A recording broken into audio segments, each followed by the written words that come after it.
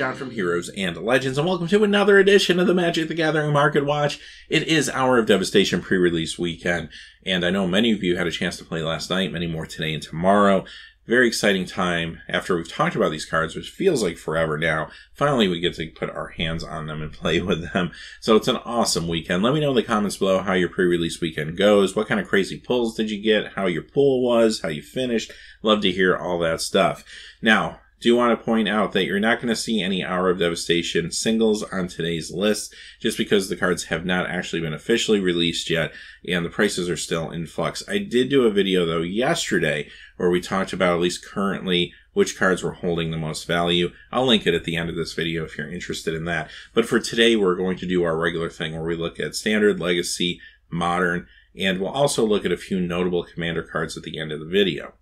Quickly before we get started, though, if you check out the description below, you'll find a couple ways to help support us, one of which is our Amazon affiliate store. If you make any purchases, whether they be singles that you see here today or really anything else, a small percentage will come back to help support the channel. It really goes a long way. And secondly, you'll also find our Patreon page linked below as well. Now, having said that, let's get into the cards for today. And we're going to begin, as we always do, with Standard and the cards that lost value this week. Now, you're going to notice a few notable artifacts on the list this week, and that's at least partially due to the fact that there's a lot of hesitation around picking up, especially big-ticket artifact cards, considering there's more artifact hate incoming from Hour of Devastation. A Braid especially is a card that's going to make players a little bit nervous about spending probably more than $10 on any particular artifact single right now until they see what happens with the meta. So with that in mind, let's get started.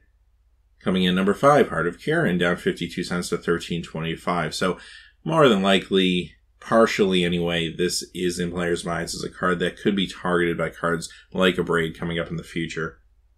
Coming in number 4, Aetherworks Marvel, down 61 cents to $3.75. Well, I will say the decline at least has slowed down a little bit since the banning, but yeah, this card has lost a lot of its value since it got banned in Standard. Coming in number 3, Torrential Gearhulk, down 65 cents to $20.31. Another prime Abrade target, maybe the Abrade target, quite honestly. But the card doesn't lose all of its utility due to the fact that it can be sometimes quickly destroyed. I don't see it completely leaving the format or anything like that. It's just too powerful of a card. However, you do have to keep in mind, too, that a lot of copies of this are out there. There was a lot of Kaladesh printed, and this card is heavily in circulation right now. It's going to be real hard for it to keep a $20, $25 price point with this many copies in circulation. I do think this card will continue to tick down slowly. It could see some snapback weeks if it puts up a good result here and there in a tournament, but for the most part, generally, this card I think will continue to slide down. Coming in number 2, Relentless Dead, down 70 cents to $12.24. This card has been sliding every week just due to the fact that the zombie decks have run into a lot of opposition with cards like Sweltering Suns and Chandra Flamecaller out there.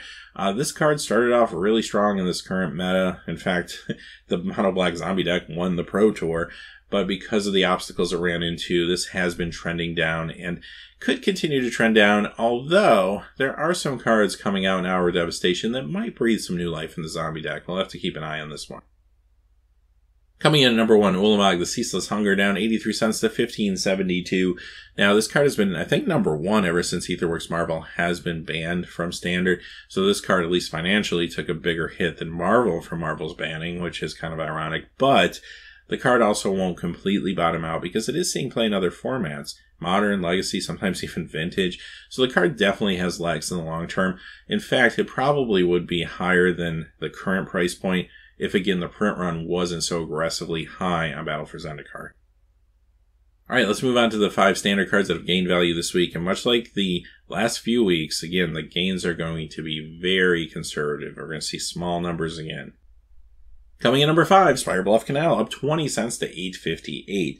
Now, much like most of the cards you're going to see on the list today, this sees Standard play in decks like Energy, but it sees play in other formats as well, which I think is really the reason you're seeing the small tick-ups on the cards that we're going to look at today. This particular card shows up in Gift Storm decks, not to mention Jeskai Control in Modern. Coming in at number 4, Grimflayer, up 20 cents to $15.17. Of course, this card has had success in Standard in those Delirium decks. However, I do think Delirium decks could be in trouble going forward when some of the Hour of Devastation cards are introduced.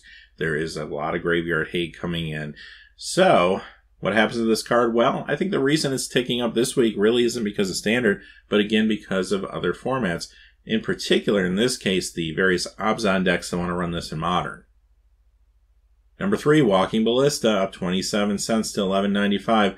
Another perfect example of a card that is going to get some hate. Obviously, we've already talked about a Braid, but even beyond that, I think Solemnity is a consideration for this card, especially coming out of sideboards. But, again, Standard is one thing, and it is seeing extensive play everywhere from Workshop decks and Vintage to Legacy decks, and of course in Modern. I think this is the reason we're really seeing the tick up this week is Eldrazi Tron decks. Eldrazi Tron decks are starting to simmer and heat up again, starting to take up a little more of the percentage of the field yet again. And this is one of the cards that's seeing extensive play in that deck. And we're also going to see another card when we get to the Modern cards that I think is benefiting from the increased play of that deck. Coming in number 2, Chandra Torch of Defiance, up 47 cents to $23.99. She's been pretty steadily increasing, even if it is slowly. Definitely coming back from the rocky start she had. But of course, again, a card that has seen play and established itself in Standard and Vehicles decks and Energy decks, but is also doing very well in other places, most notably Modern, with things like the Gen decks and Titan Shift decks. Coming in at number 1, this one's a little different. Liliana Deathwielder, up 51 cents to $6.68. Now this comes to us from the Planeswalker deck, the Liliana Planeswalker deck from Amonkhet. So you can't find her in actual Amonkhet packs. Now, she's increasing just simply due to Commander play at this point. She's not showing up in any deck builds, in competitive Magic or anything like that. However, -1/-1 counters are gaining momentum and a lot of steam in the world of Commander, not only due to the fact that Amonkhet brought us a lot of cool -1/-1 strategies, but also Hour of Devastation is bringing us more. So because of that, this card is heating up. Now, is it a hard card to find? No, of course not. You could go to probably any Target or Walmart or LGS in the country and pick up the Planeswalker deck with her right in the front of it staring at you. However, if you don't want to spend money on the whole deck, you just want the single, a lot of players are just happy to spend $5, $6, $7 just to go ahead and pick up the single and not have to worry about picking up the whole deck to get the card. Especially considering Commander players, they only need one copy of this. And again, because the gains on the Standard list are so conservative this week, cards like this have kind of filtered to the top. Alright, let's move on to the world of Modern. We'll begin with the cards that lost value this week. You're actually going to see a lot of staples here, and there's definitely some apprehension, again, about picking up expensive cards for Modern, considering we're about to have 2 Master sets released over the next few months, which seems crazy. But we'll have Iconic Masters in November, and then in March we're going to have Masters 25. So let's look at these cards. Coming in at number 5 is Doubling Season, down $1.50 to $59.99. Perfect example of what I'm talking about here. Now, this card had a huge spike back when the Breed Lethality Commander deck came out at the end of last year, and it really rode that spike pretty well. In the last couple months, it's declined a little bit, but at the same time, I feel like this is a card that has a very high chance of seeing a reprint, especially in Iconic Masters. The way I kind of read the description of Iconic Masters is it feels like maybe a Commander-centric style set. And a lot of cards like this would make sense there. So again, that's speculation, but I think a lot of people are at least having the same thought, and because of that, here we go. The original version already ticking down. Coming in number 4, Bitter Blossom, down $1.56 to $31.76, and of course this is the Morningtide version. Now, Bitter Blossom, again, it did get a reprint, of course, in Modern Masters 2015, but it's been a little while now. It's another card that could show up in either one of the Master sets that are going forward. I consider this card a competitive card, but I also consider it in a lot of ways a casual card. Coming in number 3, Tarmogoyf from Modern Masters 2015, down $1.96 to $97.99. So it's actually interesting to see that even though this card sees extensive play in so many places, and it has had a number of reprints, of course, they've all been at the Mythic level in limited sets, of course, the Master sets. But when you do that time and time and time again, at the very least, it stabilizes the card. I think that's what we're starting to see here. Now, I will be the first to admit the Modern Masters 2015 version, probably the least desirable of all the versions because of quality issues with that particular set. And if you're going to spend money on like a $100 card, maybe you'll spend a few dollars more to pick up a different version, or in some cases you can spend a few dollars less to pick up the Modern Masters 2017 version. I think a lot of players are just opting to do that as opposed to picking up this one, but still, this card would be much, much higher at this point if it didn't get the reprintings that it did get. Coming in number 2, Ancestral Vision, down 208 to 5534. This is the Time Spiral version. This card actually did get a reprint in a dual deck, so the card has had other printings, although price-wise they're comparable. The dual deck came out like shortly after this particular set came out. Now, what's interesting about this card is it kind of missed its reprint opportunity in the first Modern Masters where they were dealing with Suspend, because at that time it was banned in the format. And the card has seen success, of course, since it was unbanned, but even more recently, when players were trying to get the As Foretold combo to work, that really hasn't put up a big result, at least not yet anyway. And because of that, I think this card is starting to tick back down a little bit off that spike. But at the same time, there is apprehension out there that this could show up again in one of these Master sets, maybe Masters 25. Coming at number 1, Through the Breach, down 225 to 4520. Another card that's probably primed for a reprint, but I do think that this is a little unusual because right now the combo kind of deck of the month in Modern is the Dubious Challenge deck, which is running Through the Breach. So I'm a little surprised it's chosen this time to lose value, but it kind of is what it is, especially considering a lot of the other cards from the deck have been going up in value over the last month. So, I don't know, just an interesting anomaly. Alright, let's move on to the cards that have gained value this week. Coming in number 5, Dark Confidant, from the first Modern Masters, up $1.98 to $47.80. This card's been ticking down actually quite a bit over the last few weeks due to the fact that Jund has seen less popularity, or at least percentage-wise in the format of Modern. But there's a lot of decks that run this besides Jund, and I think people are starting to pick up on that, and once the price point got low enough, you'll see players start to hop on it. Number 4, Magus of the Moon, up $2.85 to $32.71. Now, this card actually sees play in Modern and Legacy, not necessarily as an alternate version of Blood Moon, but just simply because it's a version that some decks want because they want to put pressure on their opponent. Sure, it's easier to destroy maybe than the classic Blood Moon, but at the same time, there are decks that want to pressure Planeswalkers, want to pressure life totals. Those decks will be happy to run this in Legacy and Modern. Coming in at number 3, Horizon Canopy, from Future Sight, up $3.25 to $94.74. Future Sight rares, I mean, they always hold their value. They were printed a lot less than many, many cards in Magic. There was a downturn at that time in the play for Magic, so because of that, print runs were smaller, and there were a lot of good cards in some of these sets, like Future Sight and Lorwyn, that are worth a lot more than maybe they would have been if the runs were higher.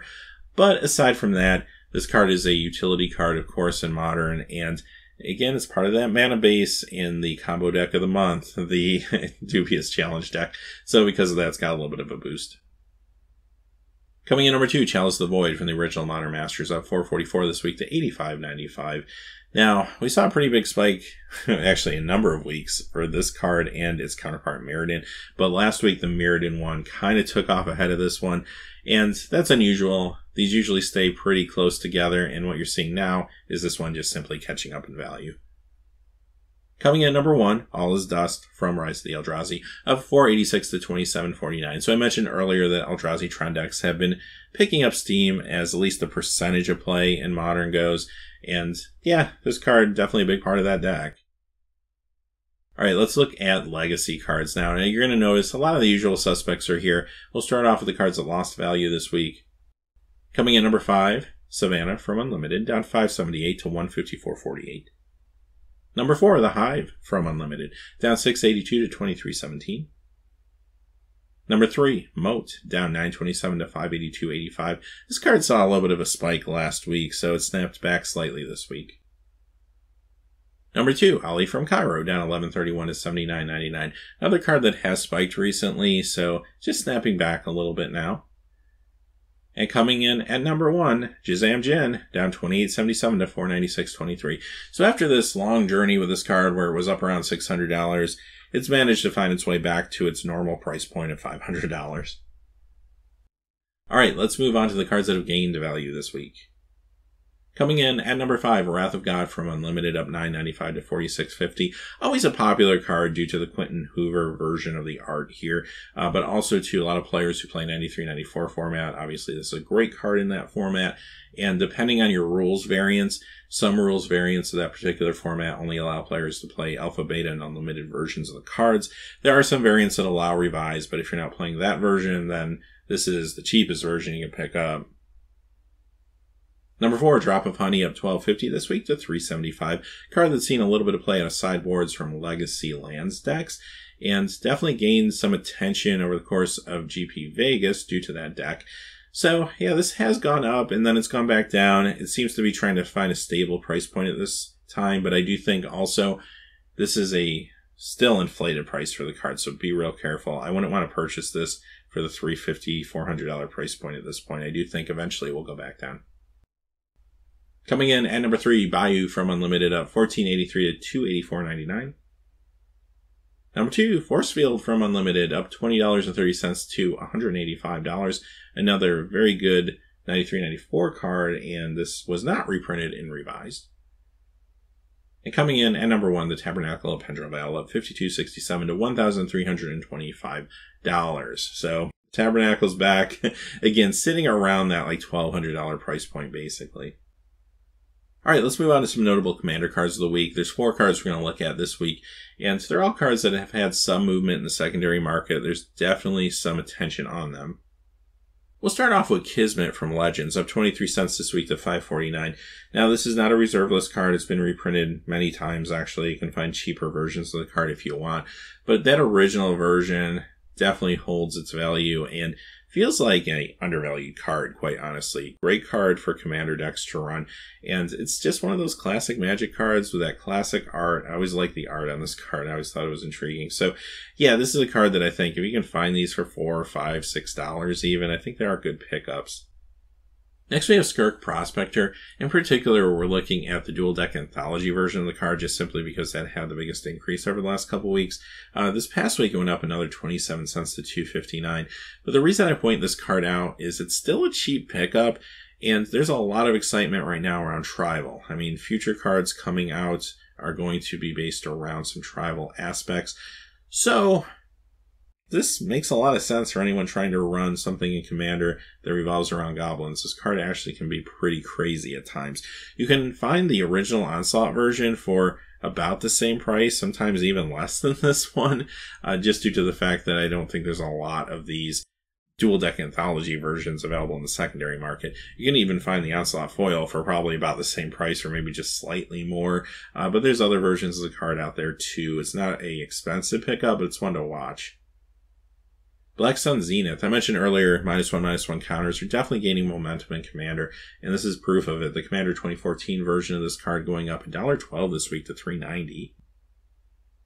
And the last card we'll look at, Vidalcan Orrery, up $2.27 to $9.99. This is the Conspiracy version of the card, and this is just a great Commander card. I'm a little surprised the price point stayed as low as it has. I think that's mostly because Conspiracy came out, the original Conspiracy came out a few years back, had a pretty decent print run attached to it, which kept this value down a little, but this and the original version are starting to creep up now.